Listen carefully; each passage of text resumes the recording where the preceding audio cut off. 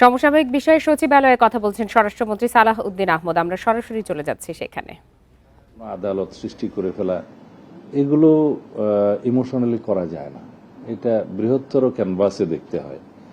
যেমন মাগুরাতে না কোথায় একটা ঘটনা সংঘটিত হয়েছিল বিগত ইন্টারিম গভর্নমেন্টের সময়, এটা নিয়ে তুলপাড় হলো এবং এখানে বোধহয় কিছু আইনি সংশোধন নিয়ে এসে সংক্ষিপ্ত সময়ের ভিতরে বিচার কার্য সম্পন্ন হয়েছে। এটা সময়ের দাবি ছিল, কিন্তু সেটার দীর্ঘমেয়াদে কি হবে না হবে সেই আইনগুলো চিন্তা করতে হয়। রেইনবো অ্যাক্রোপ্লাস্টে অ্যাক্রিলিক এমালশন থাকায় মুছে ফেলা যায় যে কোনো দাগ সহজেই। Rainbow Paints. শিশু ধর্ষণের ক্ষেত্রে আদালত প্রতিষ্ঠা করা হলো, একটা ট্রাইব্যুনালের করা হলো। দেখা গেল সেই একই এখতিয়ার নারী ও শিশু আদালতে দেওয়ার মতো বিধান করা যায়, আদালতের সংখ্যা বৃদ্ধি না করেও। কারণ এখানে রেভিনিউ এক্সপেন্ডিচারের বিষয় আছে, আদালত সেট আপের করার বিষয় আছে, জনবলের বিষয় আছে।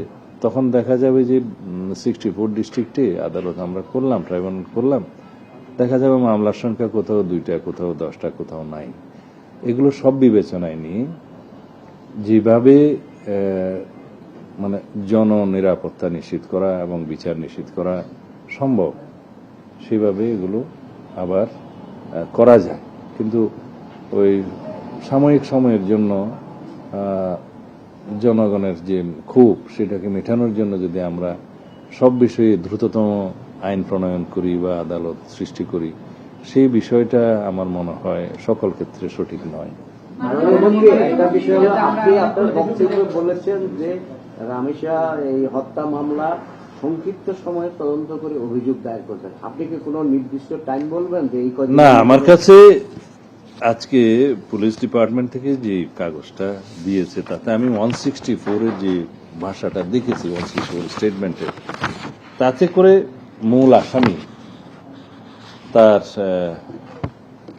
যে সহযোগী আসামি তার স্ত্রীকে সহ এখানে যে স্টেটমেন্টটা দিয়েছে, তাতে করে on the basis of this 164 statement এবং আরো সংক্ষিপ্ত তদন্ত যেটা করতে হয় করে চার্জশিট দাখিল করাটা খুব বেশি দিন লাগবে না।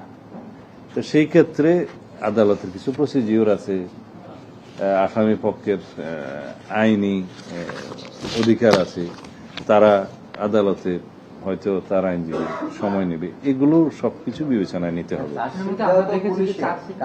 না, চার্জশিটের ক্ষেত্রে তো আমি বললাম যে আমাদের কাজটা আমরা দ্রুততম সময়ের ভিতরে দিতে পারবো, যেহেতু আসামি হচ্ছে 2 জন, একজন মূল আসামি আর একজন তার স্ত্রী সহযোগী, তাকে পলায়নে সহযোগিতা করেছে। তো সেই ক্ষেত্রে 2 জনকেই অ্যারেস্ট করা হয়েছে, মূল আসামি 164 করেছে। এখন এর ভিত্তিতে চার্জশিট দেওয়াটা খুব বেশি সময় লাগবে না,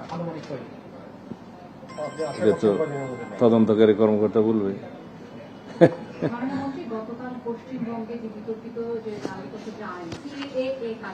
এটার সাথে কি সম্পর্ক? সমসাময়িক বলেছে নাকি? আচ্ছা, এবং গতকালকে পশ্চিমবঙ্গের নতুন যে মুখ্যমন্ত্রী উনি বলেছেন 2024-এর 31 ডিসেম্বরের যারা এসে একটা পুশব্যাক করার কথা।